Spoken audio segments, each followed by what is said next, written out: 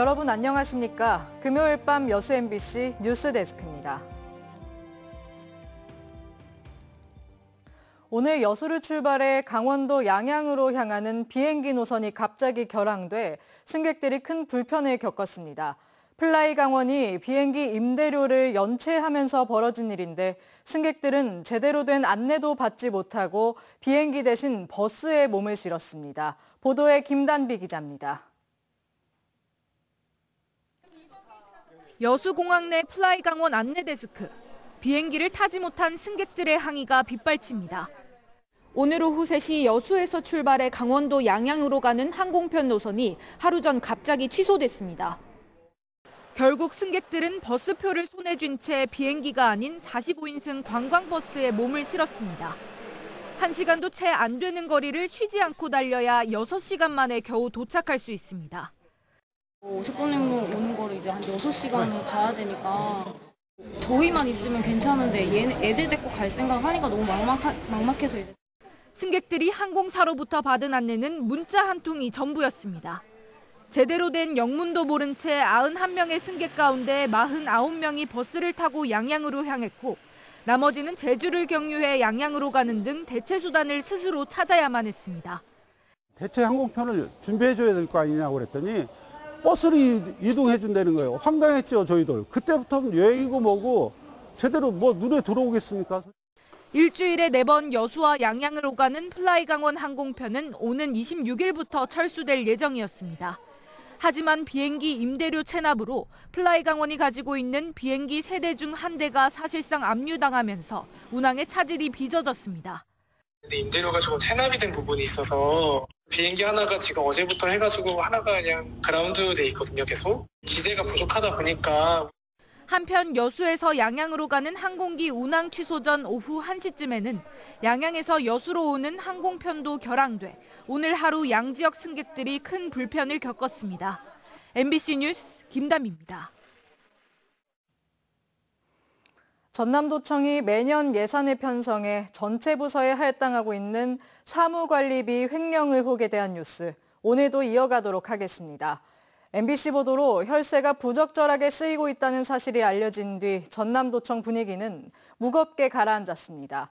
올해 전라남도 사무관리비는 700억 원에 달하는 것으로 확인됐습니다. 김진선 기자가 취재했습니다. 전남도청은 한사코 사무관리비 규모를 MBC에 공개하지 않았습니다. 자료 작성을 이유로 시간을 끌다 끝내 예산 내역을 내놓지 않은 겁니다. 예산실에서 거의 좀 보고하고 있다는 게요. 아마 연락할 겁니다. MBC 취재에는 응하지 않았던 전남도청. 결국 전남도 의회의 공식적인 자료 제출 요구에 사무관리비 예산을 공개했습니다. 사무관리비를 쓰는 전남도 본청 조직은 12개 실국 62개과 250개 팀. 전라남도가 도의회에 보고한 올해 사무관리비 총액은 769억 원에 달했습니다. 지난해보다 113억 원이 늘었습니다.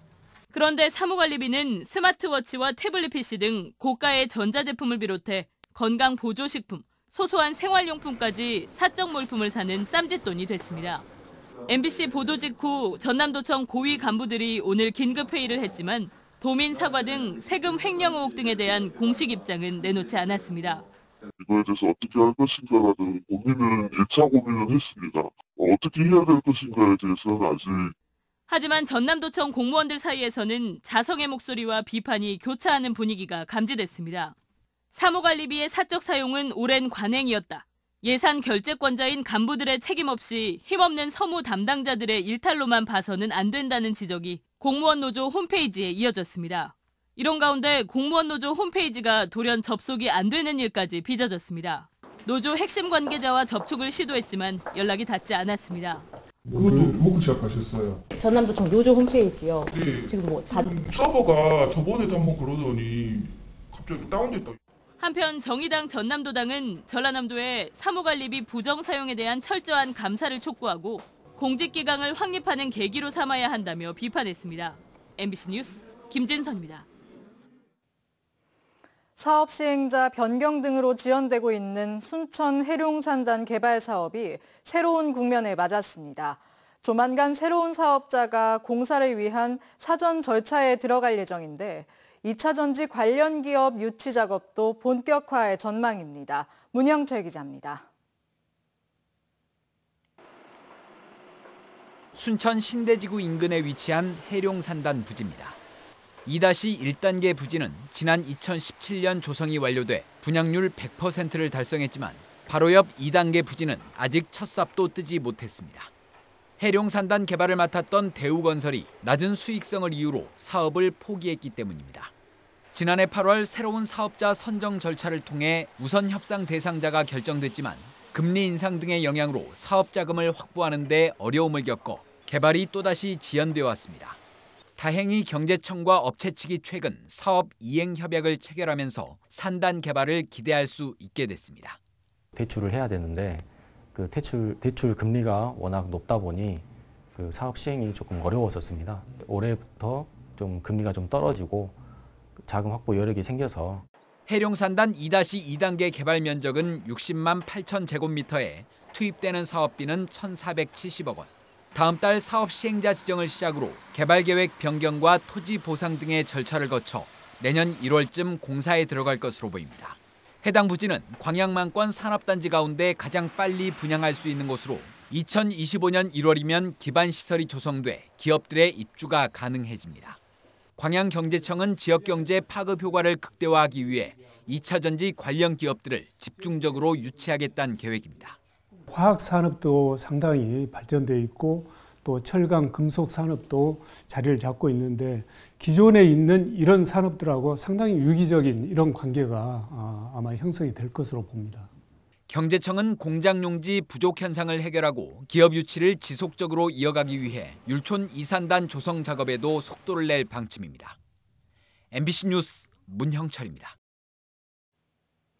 여수 예울마루와 장도, 엑스포장 내 스카이타워가 전남도의 새로운 유니크 베뉴에 선정됐습니다. 전남도는 도내 마이스 산업을 본격 육성하기 위해 전문가 심사를 통해 지역의 색다르고 매력적인 회의 장소 유니크 베뉴 20곳을 선정했으며 이 가운데 여수 지역에서 예울마루와 장도, 엑스포장 스카이타워가 포함됐다고 밝혔습니다. 여수시는 이번 유니크 베뉴에 선정된 예울마루 등을 중심으로 지역을 차별화된 매력이 넘치는 마이스 거점으로 육성하는 데 집중할 계획입니다. 30년 전 나주시는 지역의 대표 농특산품인 배를 홍보하기 위해 국내 유일의 배박물관을 지었는데요. 매년 적지 않은 예산을 들이고 있지만 하루 평균 방문객은 5명에 그친다고 합니다. 김초롱 기자가 취재했습니다. 나주 배박물관입니다. 배 품종과 생장, 재배 방법 등이 설명되어 있고 옛 기록과 농기구 등 배 관련 유물 555점이 있습니다. 하지만 20여 년 전 설치된 시설이 대부분이고 통계 정보는 최신 내용이 아닙니다. 방문객도 찾아보기 힘듭니다. 별로 관심 있어 하지는 않는 것 같은데요, 다들. 배 있다는 것은 아는데 사람이 이게 출입하는 걸 그걸 본 적이 없어요, 여기서. 1992년 개관 이후 지난해 초까지 나주 배박물관에 찾은 방문객은 연평균 1,800명대로 하루 평균 5명이 찾아오는 셈입니다. 보성 한국차 박물관의 약 3% 수준입니다. 접근성이 떨어지는 게 시민들에게 외면받는 주요 원인으로 지목됩니다. 배의 본고장인 금천면을 택했지만 박물관이 주거 지역에서 먼 외딴 곳에 위치해 있고 나주 배연구소 등 관련 기관과도 멀어 시너지 효과도 내지 못하게 됐습니다. 이런 문제를 해결하기 위해 지난 2021년 나주시는 13억 원을 투입해 지금의 박물관 자리 옆 토지와 나주 배 원예농협 건물을 매입할 계획을 냈습니다. 완전히 새로운 박물관을 추가로 짓겠다는 겁니다. 박물관 바로 옆에 위치한 곳입니다. 나주시는 이곳에 박물관과 연계한 문화공간을 만들겠다는 계획을 발표했지만 현재는 답보 상태입니다. 비용 부담 때문에 나주배 원예농협 이전이 어려워진 건데 나주시는 끝까지 이를 실행하겠다는 입장입니다. 지금 위치를 어디로 이 장소를 이전할 수가 없다면 거기를 좀 확장해서 복합 문화공간으로서 좀 이렇게 종합 계획을 수립해갖고 민사 8기 내에서는 확실하게 좀 달성할 계획을 수립하려고 그렇게 추진하고 있습니다. 준공부터 내부 보수 공사 등 지금까지 박물관에 투입한 예산만 21억 원. 막연한 계획 속에 인건비와 행사 운영비 등 매년 약 1억 원이 추가로 들어가고 있습니다. MBC 뉴스 김초롱입니다. 순천시의회가 순천만 국제정원 박람회 성공 개최를 위한 홍보 활동에 나서고 있습니다. 순천시의회 박람회 지원특위는 지난 22일 경주시의회에서 의원들을 만나 정원박람회 방문을 요청한 데 이어 오늘 대구광역시의회와 달서구의회를 차례로 방문해 의회 차원의 박람회 홍보 활동을 전개했습니다.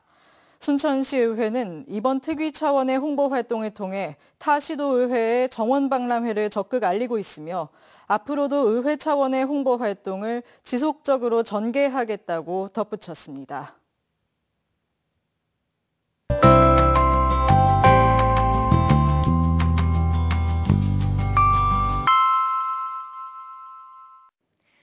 날씨와 생활정보 정리해드리는 생활포커스입니다. 코로나19 유행 이전 시기와 비교해 여수에서 외국인의 카드 사용 금액이 급증했습니다. 하나카드가 코로나19 이전과 이후 외국인 관광객의 소비 패턴을 비교 분석했는데요. 여수에서 사용된 카드 이용 금액이 무려 94%가 늘어서 전국에서 가장 큰 폭으로 증가한 것으로 집계됐습니다. 바다에 안개가 짙어지는 3월부터 7월 사이 농무기에는 각종 해양사고가 잦은 만큼 각별한 주의가 요구됩니다. 짙은 안개가 예상되면 무리한 선박 운항을 자제하고 방파제나 갯바위 등에 출입하지 말아야 합니다. 순천시가 농어가 소득 안정과 경제 회복을 위해 농어업인 공익수당을 조기 지급합니다. 다음 주 월요일 27일부터 15,000여 명을 대상으로 총 92억 원이 순천사랑 상품권으로 지급되는데요. 지원 대상인 주민은 신분증을 지참해 농협중앙회 순천시 지부 또는 주소지 농협을 방문하면 됩니다. 오늘 종일 비가 오다 그쳤다를 반복하며 흐렸습니다. 비구름과 미세먼지로 시야가 답답한 하루였는데요. 주말인 내일은 비가 그치고 흐리기만 하겠습니다. 황사로 인한 미세먼지는 내일까지 한때 나쁨 단계 보이는 곳이 있겠습니다. 내일은 순천 지역을 중심으로 낮 기온이 조금 오르겠습니다. 하지만 바람 때문에 쌀쌀하게 느껴질 수 있겠습니다. 내일 지역별 기온 보시면 아침 기온은 여수가 9도, 순천 8도로 예상됩니다. 한낮 기온은 여수는 14도에 그치겠고요. 순천, 광양 17도로 오늘과 비슷하겠습니다. 해상에는 내일까지 흐리고 비가 오는 가운데 바람이 매우 강하게 불겠습니다. 바다의 물결은 먼바다를 중심으로 최고 4m로 높아지면서 풍랑주의보가 발효 중입니다. 높은 파도와 함께 가시거리가 매우 짧아져 있으니까요. 해상 안전사고 나지 않도록 각별히 주의하시기 바랍니다. 주말을 지나면서 날이 맑아지겠고요. 일교차 큰 날씨가 이어지겠습니다. 지금까지 생활포커스 송유라였습니다. 순천시가 다음 달 1일 정원박람회 개막을 앞두고 박람회장 주변 벚꽃길에 대한 불법 상행위 단속에 나섰습니다. 순천시는 최근 50여 명의 단속반이 새벽 5시부터 밤 9시까지 벚꽃이 핀 동천과 주변 도로, 오천 그린광장 도로 등에서 불법 상행위를 집중 단속하고 있다고 밝혔습니다. 순천시는 특히 이번 정원박람회가 수년 만에 열리는 국제 행사로 전국적인 관심을 받는 만큼 기승을 부릴 것으로 예상되는 기업형 노점상과 불법 상행위에 대해 10월 말까지 단속을 이어가겠다고 강조했습니다. 어제 오후 3시쯤 광양항의 한 터미널 장치장에서 60대 화물차 운전자가 차량 사이에 끼어 숨지는 사고가 발생했습니다. 이 운전자는 화물차에 이상이 생겨 차량 전면부를 살펴보던 중 앞서 있던 다른 차량이 후진하면서 사고를 당했고 병원으로 옮겨졌으나 오늘 새벽 숨졌습니다. 경찰은 목격자 등을 상대로 정확한 사고 경위를 조사하고 있습니다.